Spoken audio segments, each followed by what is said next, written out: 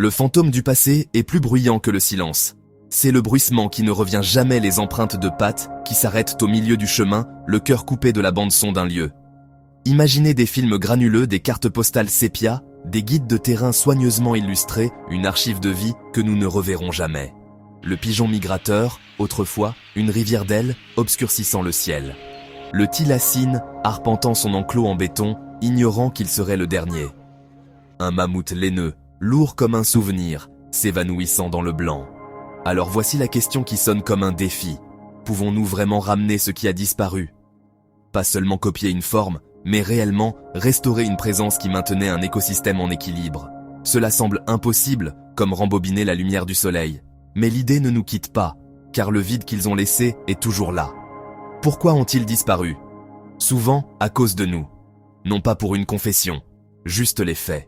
Nous avons chassé parce que nous le pouvions, défriché des forêts parce que nous devions manger, déplacer des espèces à travers les océans, laisser des maladies voyager clandestinement, allumer des feux, réchauffer l'air.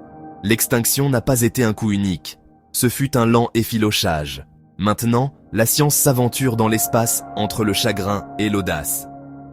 Il y a CRISPR, éditer des gènes de proches parents pour reconstruire des traits. Il y a le clonage. Si vous avez une cellule, vous pouvez essayer de redémarrer un animal. Il y a la rétrosélection, sélectionner des animaux vivants avec d'anciens traits. Mais voici le nœud du problème.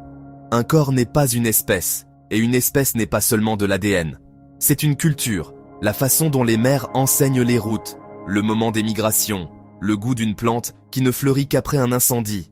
C'est un paysage, des rivières endiguées, des prairies cultivées, des climats modifiés. Où un thylacine chasserait-il quand sa proie est devenue sauvage et que sa maison est clôturée?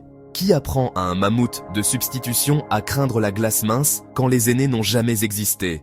Pourtant, il y a un aspect pratique qui m'interpelle. La déextinction n'a pas été un coup unique, ce fut un lent effilochage. Si nous pouvons armer les éléphants contre le froid, pourrions-nous aussi les protéger de la chaleur?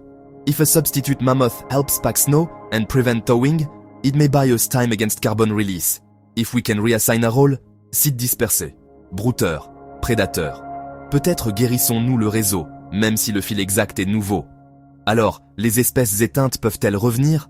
Peut-être pas telles qu'elles étaient, les fantômes ne reviennent pas dans le même monde.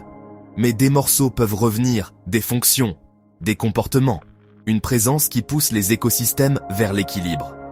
La plus grande question est de savoir si j'essaie de réparer hier ou de protéger demain. Voici ma conclusion. Apprenez des fantômes, empruntez leurs outils et dépensez la majeure partie de notre courage pour les vivants. Gardez les forêts continues, les eaux propres, les températures tolérables et donnez aux espèces l'espace d'être elles-mêmes.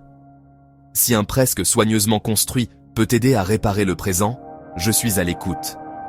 Et si le passé reste un murmure, ce n'est pas grave, parce que la chose la plus bruyante que je puisse faire en ce moment est de m'assurer que rien d'autre ne s'éteint dans le silence.